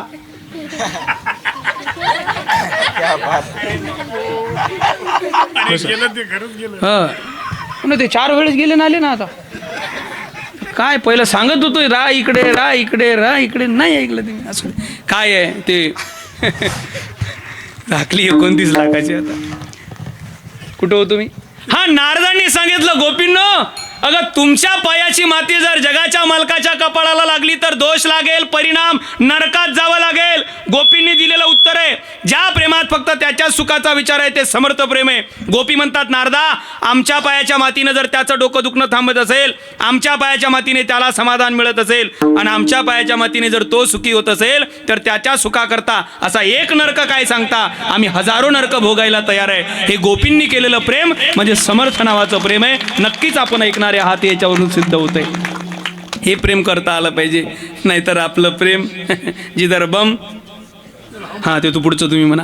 मग काहो महाराज, थोर प्रेमाचा भुकेला देवाला या समर्थ नावाच्या प्रेमाची भूक आहे. पण काही बरेच तरुण पोरं माझ्या कीर्तनाला आहेत. मी नेहमी सांगतो, थोडा मॉनिटर द्या, मी नेहमी सांगतो की पोरांनो, प्रेमच करायचे तर कोणासारखं करा. पहिलं प्रेम होता आलं तर हरिभक्त व्हा. या सप्त्यामध्ये माळ घाला, सप्त्यामध्ये माळ घाला, सप्त्यामध्ये वैष्णवाचं हरिभक्ताचं पद घ्या, हरिभक्तासारखं प्रेम करा. काय प्रेम आहे हरिभक्ताचं? देह जावो अथवा राहो, शरीर संपलं तरी चालेल पण पांडुरंगावरची निष्ठा कमी होत नाही, त्याला हरिभक्त म्हणतात. होता आलं तर हरिभक्त व्हा, आणि नाहीच हरिभक्त होता आलं तर निदान देशभक्त तरी व्हा. देशभक्त म्हणजे काय? हातामध्ये बंदूक घेऊन दुश्मनांवर गोळी झाडल्याने देशभक्त मनुष्य होत नाही. आपल्या गावाविषयी, आपल्या तालुक्याविषयी आणि आपल्या जवळच्या लोकाविषयी उत्कर्षाचा भाव अंतकरणात ठेवून सुद्धा देशभक्त होता येतं.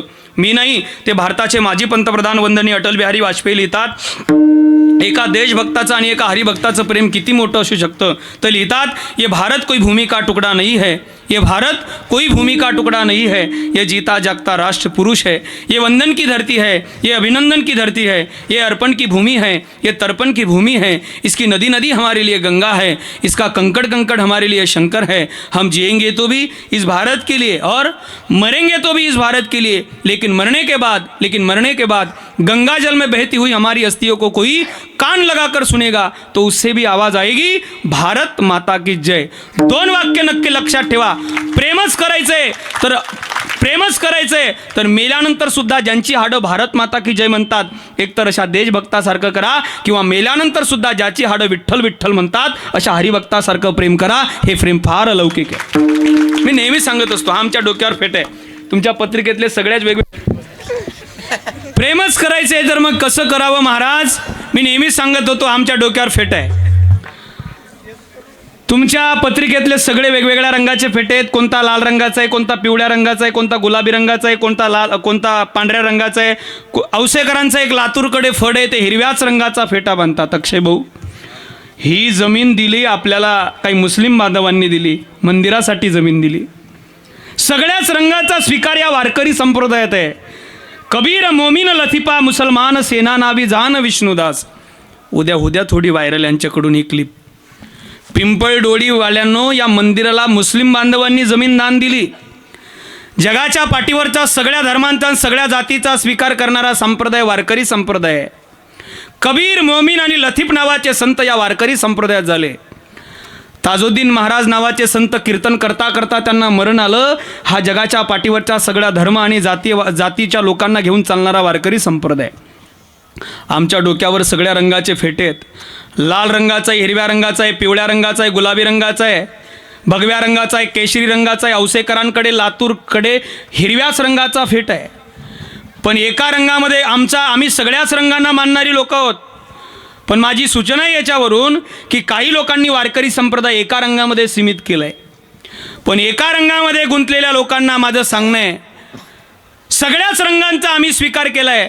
पण एका रंगामध्ये गुंतणाऱ्या लोकांनो, आमच्यामध्ये येऊन जर आमचा रंग बेरंग कराल तर आमचा देवही मग पांडुरंग आहे. आम्ही एका रंगामध्ये कधी गुंतलोच नाही. हा आमच्या डोक्यावरचा फेटा आहे. हा फेटा व्यवस्थित राहण्यासाठी त्या देशभक्तांनी या मातीवर किती प्रेम केलं. एका जम्मूच्या कवीने रेखाटलेलं पद आहे, आमचं ते फार थोडं व्हायरल झालं. एका वृंदावनावर प्रेम करणाऱ्या गायकांनी लावलेले स्वर आहेत. आमच्या डोक्यावरचा फेटा व्यवस्थित राहण्यासाठी त्या देशभक्तांनी या मातीवर किती प्रेम केलं. त्यांच्या शरीराची लखतरं उडली. गोड लिहिलंय त्यांनी, ऐकाल आपण. तलवार पे सर वार दिए, तलवारों पे सर वार दिए, अंगारों में जिस्म जलाया है,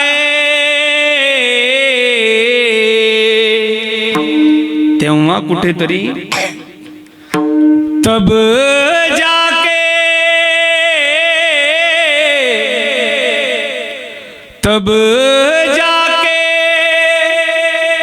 कही हमने सर पे ये केसरी रंग सजाया है। या मातीवर किती प्रेम केलं त्यांनी। तेरी मिट्टी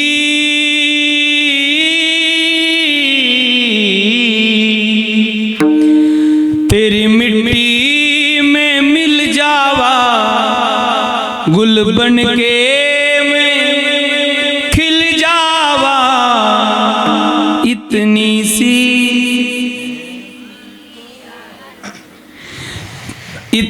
सी है दिल की आरज़ू।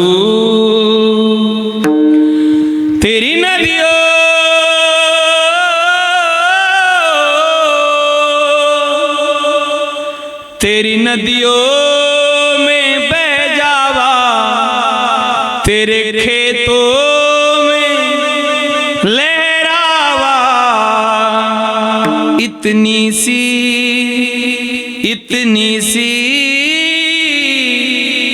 है दिल की आरज़ू। जेवढे तरुण कीर्तनात आले ना, हे सगळे वाघ आहेत, वाघ। हे सगळे वाघ आहेत। सध्या वाघ म्हणून जगावं असे दोनच ठिकाण आहेत काका, एक वारकऱ्याचं आणि एक देशभक्ताचं। हे सगळे वाघ आहेत, मी नाही, तो देशभक्त लिहितो।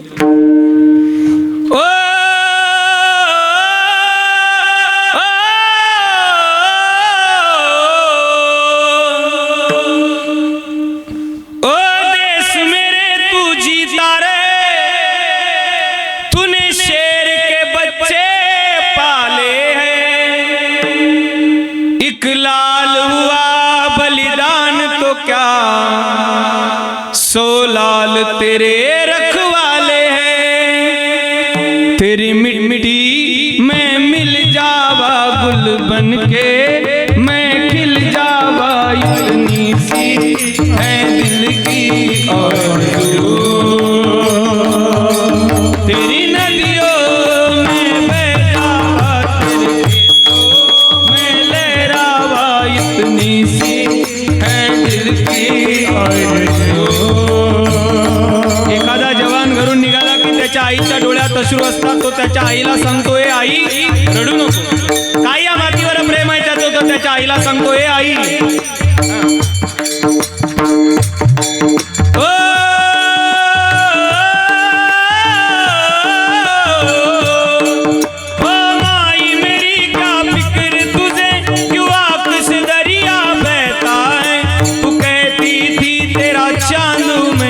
चांद हमेशा रहता है। मेरी मिट्टी में मिल जावा गुल बन के खिल जावा।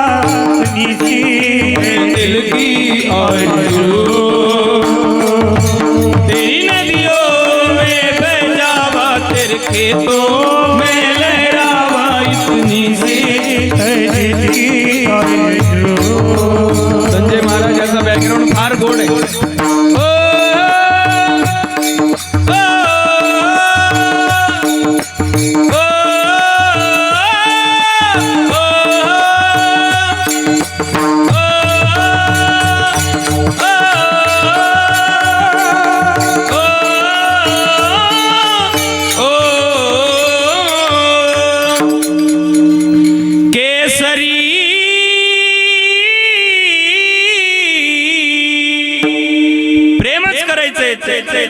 एकतर ज्यांनी ज्यांची हाडं भारत माता की मेल्यानंतर म्हणतात त्या हरिभक्तासारखं, त्या देशभक्तासारखं करा, किंवा मेल्यानंतर सुद्धा ज्याची हाडं चोकोबाऱ्यांसारखे विठ्ठल विठ्ठल म्हणतात त्या हरिभक्तासारखं प्रेम करा। देवाला ज्या प्रेमाची भूक आहे ते समर्थ नावाचं प्रेम आहे, जे त्याच्यासाठी केलं जातं।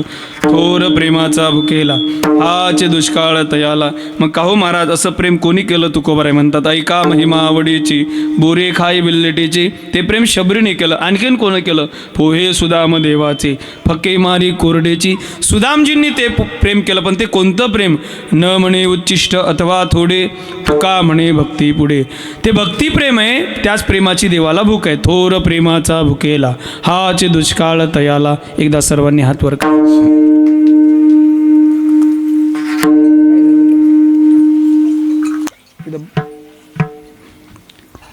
जाऊ द्या वर. राम म्हटलं की टाळी वाजवा.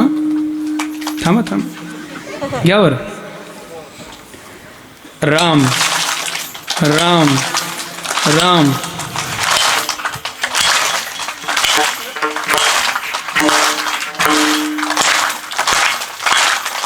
वाह.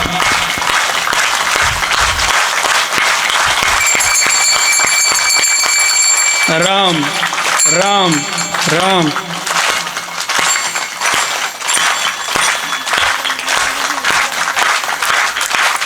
जय हो. विठोबार कुमारी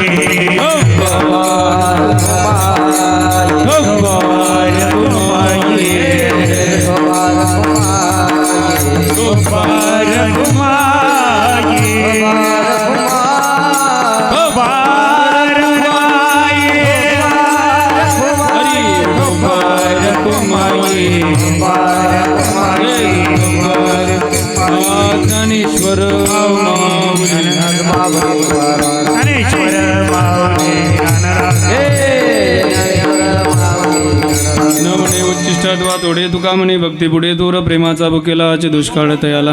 अक्षयभाऊंनी सांगितलं थोडं ते पिंगडा म्हटलं पाहिजे. तर काही वाक्य मी इंदुरीकरांची सांगितली, काही आता पिंगळा म्हटलं एवढं असं असते. ते पिंगड्यासाठी लय मोजावं लागते आता अलीकडच्या काळात.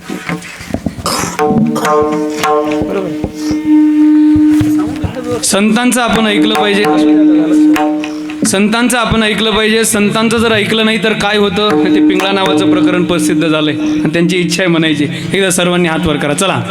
संतांचं ऐकलं नाही तर काय होतं? नाथ महाराज सांगतात, हे जरी नाही काल मग दुसरा येईल. हे जरी नाही काल मग दुसरा येईल. हे जरी नाही काल दुसरा येईल. हे जरी नाही काल तरी दुसरा येईल. सरती शेवटी बा काळ बांधून नेईल. सरती शेवटी बा. चाट बरोबर करा. काळ बांधून नेईल. सरती शेवटी बा काळ बांधून नेईल. सरती शेवटी बा काळ बांधून नेईल. एका जनार्दनी आमुचे काय बाजाईल. एका जनार्दनी आमुचे काय बाजाईल. आमुचे काय बाजाईल. काय बाजाईल. काय बाजाईल. काय बाजाईल. पिंगळा पिंगळा पिंगळा पिंगळा पिंगळा. हातवर हातवर हातवर. आली सुट्टी नाही तुम्हाला. पिंगळा माधवाली बोली बोलतो देखा. पिंगळा माधवाली बोली बोलतो. पिंगळा माधवाली बोली बोलतो देखा. पिंगळा माधवाली बोली बोलतो देखा. तुमचे वर्तमान गोटे. वर्तमान गोटे. वर्तमान गोटे तुमचे वर्तमान गोटे. वर्तमान गोटे. वर्तमान गोटे. लढीकेने बोलू आम्ही वर्तमान गोटे. लढीकेने बोलू आम्ही. लढीकेने बोलू आम्ही वर्तमान गोटे. लढीकेने बोलू आम्ही वर्तमान गोटे. वर्तमान गोटे तुझे वर्तमान गोटे. वर्तमान गोटे. वर्तमान गोटे. लढीकेने बोलू आम्ही वर्तमान गोटे. लढीकेने बोलू आम्ही वर्तमान गोटे. पिंगा गे बाई पिंगा. पिंगा गे बाई पिंगा. पिंगा गे बाई पिंगा. पिंगा गे बाई पिंगा. पिंगा गे बाई पिंगा गे. पिंगा गे बाई पिंगा. पिंगा गे बाई पिंगा. पिंगा गे बाई. अवगा अवगा अवगा दांगळ दिंगागे. अवगा दांगळ दिंगागे. अवगा दांगळ दिंगागे. दांगळ दिंगागे. दांगळ दिंगागे. दांगळ दिंगागे. दांगळ दिंगागे. करुणी उचित हो करुणी उचित. प्रेम घाली हृदयात. प्रेम घाली हृदयात.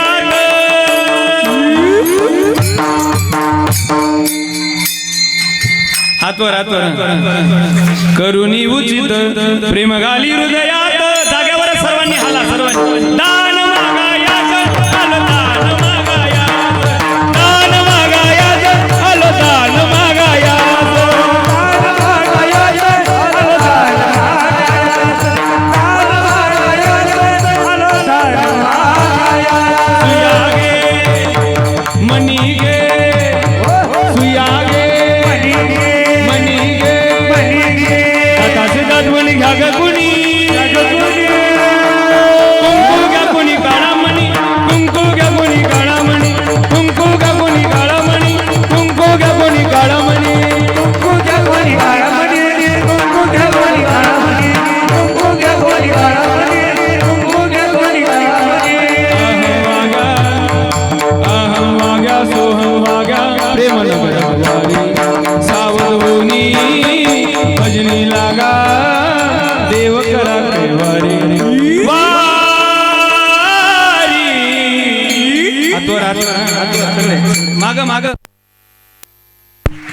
करा वर हात. तुम्ही पाहुणे तुम्ही हां घ्या हातवर घ्या ना. हां अहम वागा सोहम वागा प्रेम नगरावारे सावधोनी भजनी लागा देव करा कैवारे माझ्या तयारीत का तयारीत जागेवर घालायचं सगळ्यांनी. मल्हारीची माझ्या मल्हारीची माझ्या मल्हारीची माझ्या मल्हारीची वारी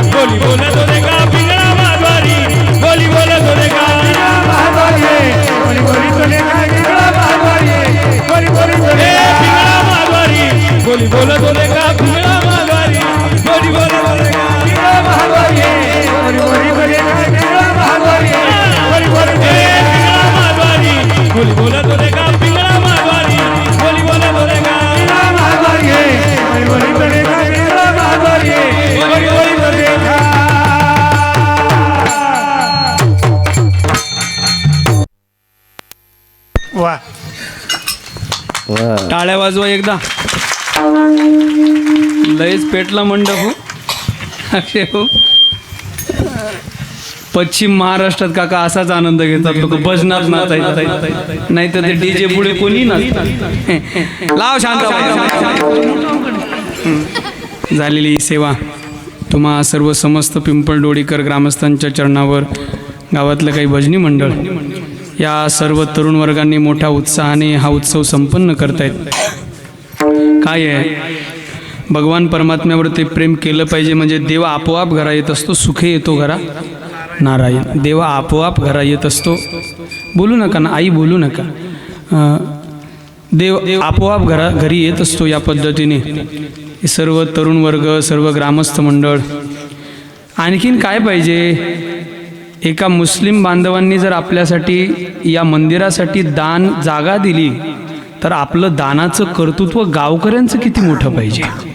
मी तर म्हणतो या ज्याचं उत्पन्न वर्षाचं 10 लाख असेल निदान त्यांनी आपला 10% वाटा या एका वर्षीचा तरी.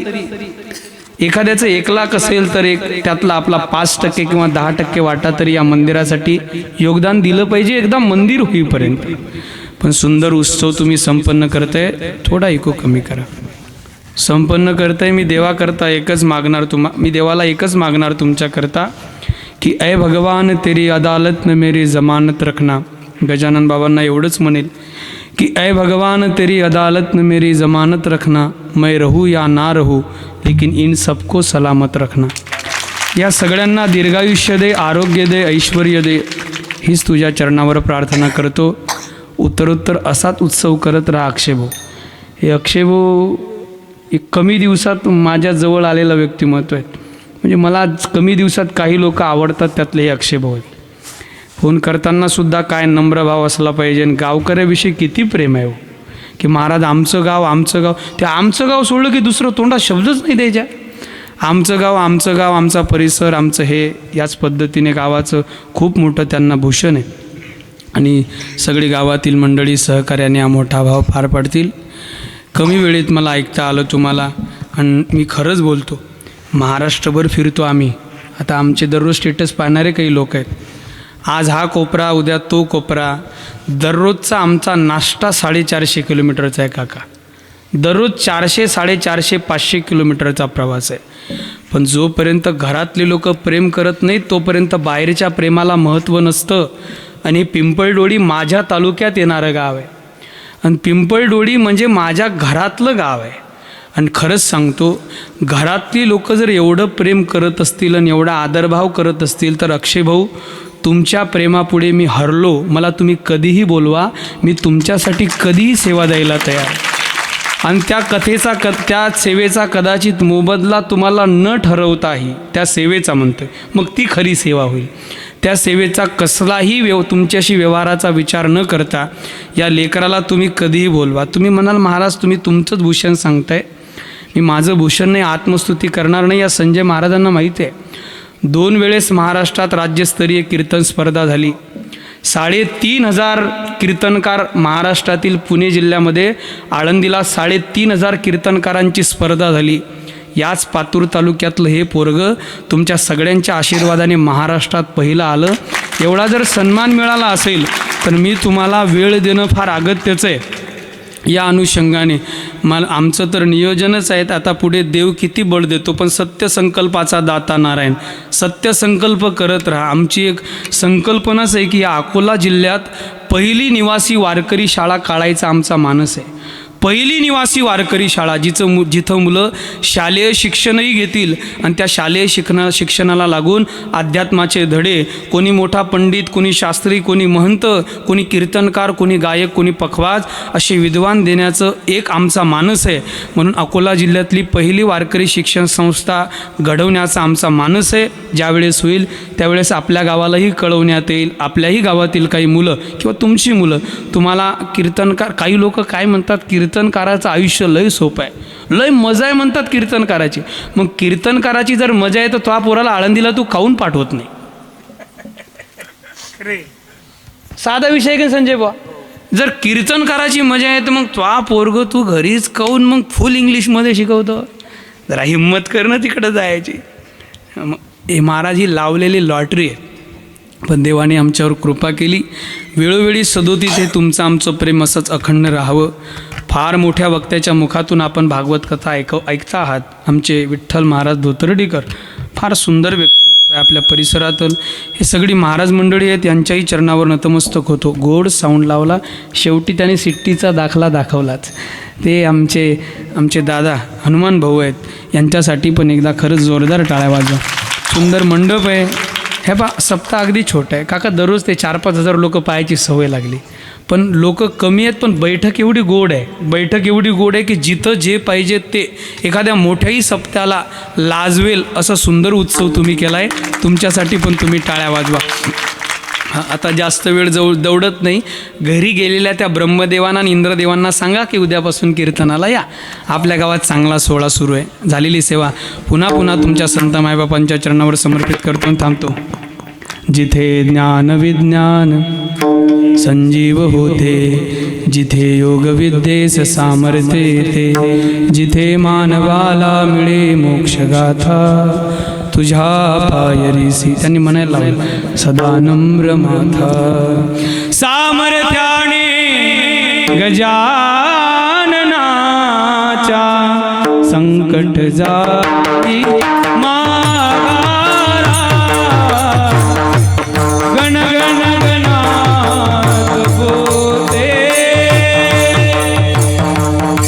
गण गण गणात होते, गण गण गणात होते. सामर्थ्याने गजाननाच्या